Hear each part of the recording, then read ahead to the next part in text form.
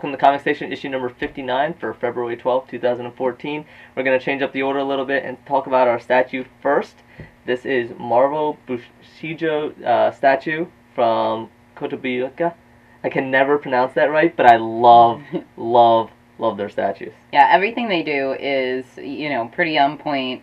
I love that, this is obviously Sherlock in her anime, her scandalous outfit here, but she's looking amazing and looking like Sherlock. A lot of times with those anime interpretations, they take it really far away from the character, but there is no doubt that she is Sherlock in her XForce ninja outfit. And the details are always amazing. Like, I love the eyes on her. They're blue and they're piercing. The sword has great detail on it.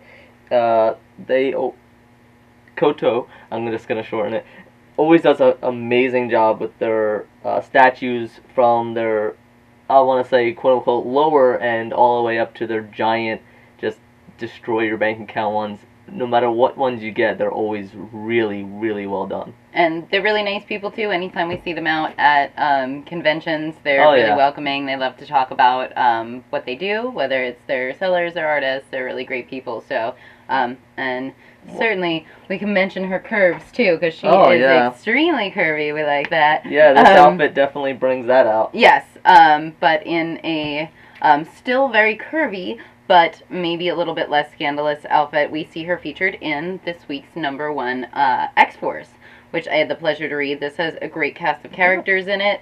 It's got Cable, Psylocke, Marrow, who I'm so happy to see. Nice. She's one of my favorites.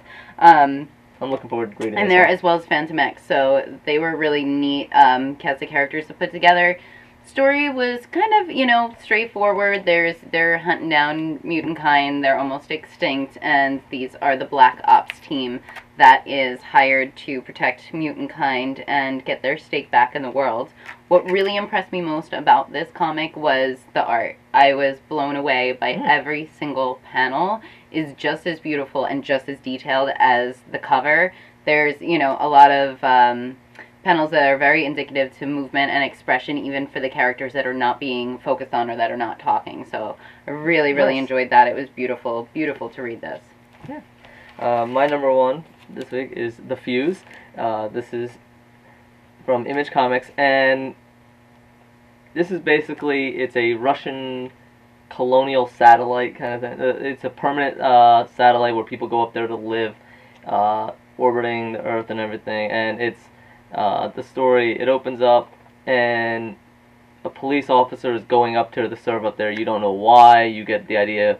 His new partner even says there's only two people that come up here, the people that are running from something on Earth or the people that are running from something on Earth. So that's about it.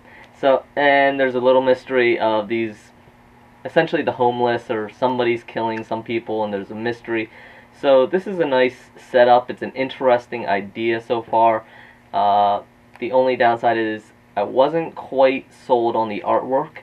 At first the artwork came off a little bit almost annoying, and then I got used to it, but I never quite fell in love with it. Alright. Well, this next one I'm going to talk about, I've been waiting for this to come out for months and months. Who would have guessed? Yes, who would have guessed that I was going to review this and read this week? So, She-Hulk #1. The cover artwork is by Kevin Wada, who is one of my favorite artists right now. He does some really different things with our longtime favorite characters, so I was glad that he got this cover. Unfortunately, the artwork on the inside I'm not really crazy about. I know a lot of people were talking about the artwork on the inside and comparing it to the FF artwork, in that it kind of has that retro feel to it. However, I didn't feel like that this was tailored in the same way that the FF artwork was, and I felt that a lot of times... It's a hard thing to pull off. It was, yeah, I felt like it didn't come off that way. I felt like it just came off lazy, and I didn't like it at all. However, the story and the writing in it was definitely enough to save the day. Thank goodness. The writer, I think it's Sule is how you pronounce his name. He is actually an attorney as well. So he's able to write She-Hulk. I think he was a great choice to write this.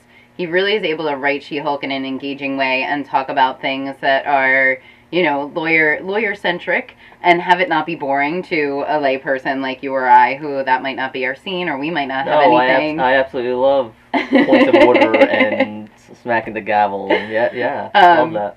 But yeah, you're definitely seeing, you know, some influence, She-Hulk's personal life, the struggles of, you know, being a lawyer and being She-Hulk and being a lawyer. All of that stuff is jam-packed in here. It made a great first issue. It's great for anybody to read it, even if you are not into She-Hulk or, you know, even not into comics. It's something really anybody could pick up as a first issue and get interested in it and get into it. So cool. I am looking forward to more. Yeah, who would have guessed?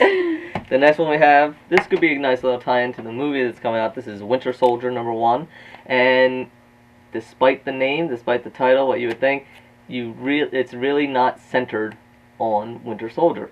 It has a little bit of a agent with Nick Fury as well in their younger days. This is not the Samuel Jackson Nick Fury, by the way. So Winter Soldier does play a part. He does come into it eventually, but it's more the story of these two secret agents from S.H.I.E.L.D. trying to infiltrate and stop Nazis, as usual, that have been captured by Hydra to build this device that's basically going to just make minerals for them, make gold, make adamantium, so forth. And their goal is to get the Nazis away from Hydra. But of course, Winter Soldier has his orders, so he does show up, and it's fun. It's an interesting spy book so far. I don't know how it's going to hold up. So that's going to be really the thing, is how can they hold up that whole spy motif going forward in the capacity that they have it right now, and without Winter Soldier. So far, he's not the main character.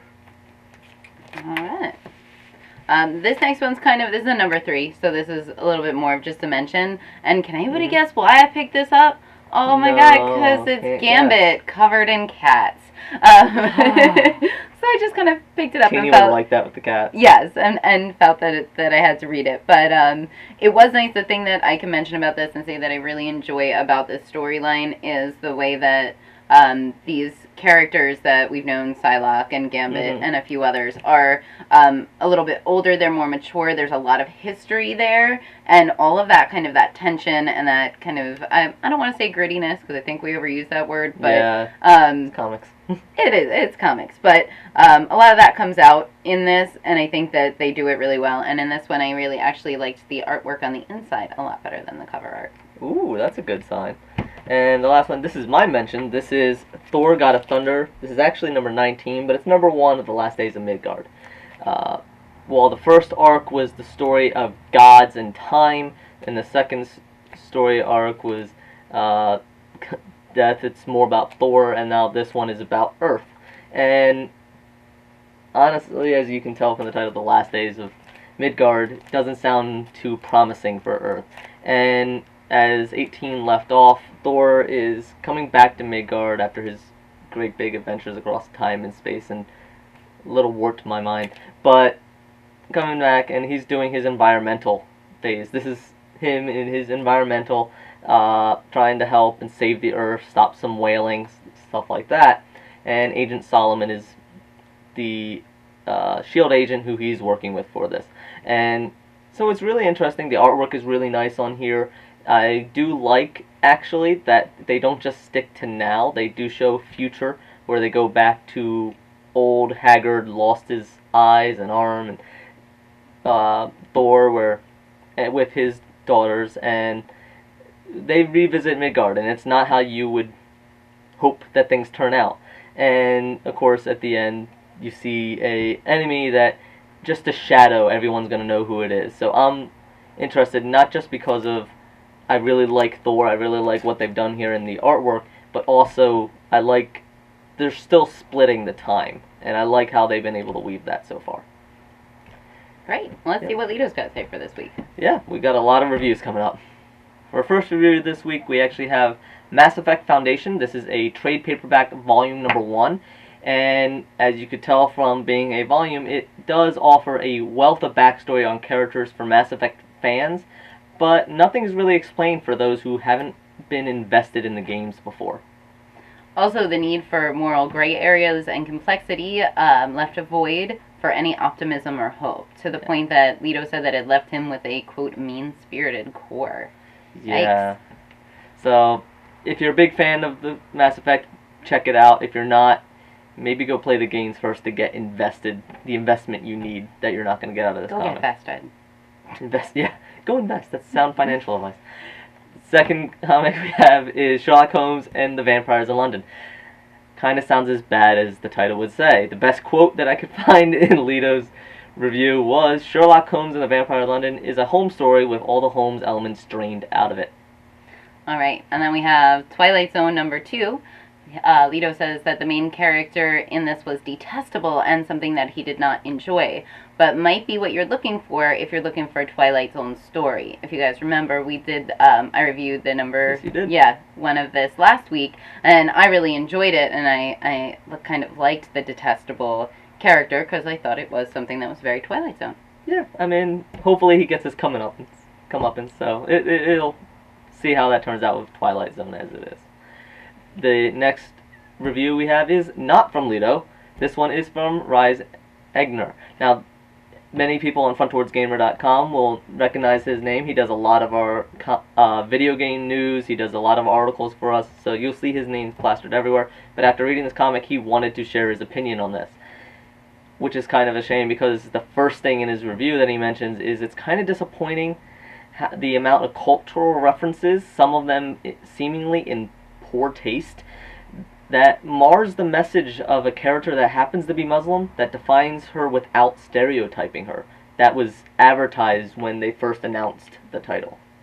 He also states that the art by Adrian Alphonse shows that he is a master of the fine art, creating realistically proportional and distinct character with the origin story with no heroes until the final pages. What it means that Kamala is the new Miss Marvel still isn't clear. Really only gets it on the last page, and as you said, there's no other heroes until that scene. But hopefully the author and the storyline learns from the criticism that it's getting right now. And I still think that there's some potential in there, and some really good multinational, multicultural lessons to be learned. So next we have, and this is back to Lito, correct? Yep. Yep. Lito did Think Tank number 12. Think Tank is one of the points that makes Image Comics deserve to be mentioned alongside of the bigger publishers. A non-fiction science fiction, don't worry, Lito explains that later in his review. It has excellent pacing and high stakes. Issue number 12 is the conclusion of the ongoing series of the books of the author's words. It's his own author's words. For the artwork, it really has improved, and you can see that if you go and read from issue 1 to 12. The artwork has improved and really started to embody the storyline. And while the story manages to deliver a chilling and engaging political thriller full of gene-targeting viruses and mid-air robot combat, somehow still grounded in front lines of reality. Alright. Lots of good reviews on here, and we didn't even cover them all, so go check them all out on FrontTowardsGamer.com /comics. And as always, thank you for joining us and seeing the Psylocke statue. And yeah, next week, next week I'll be gone, but Teeny will be here, so don't miss me too much, guys. Try not to, and unfortunately you'll have to bear with me still being here. So, thank you very much, and we will see you next week. Bye.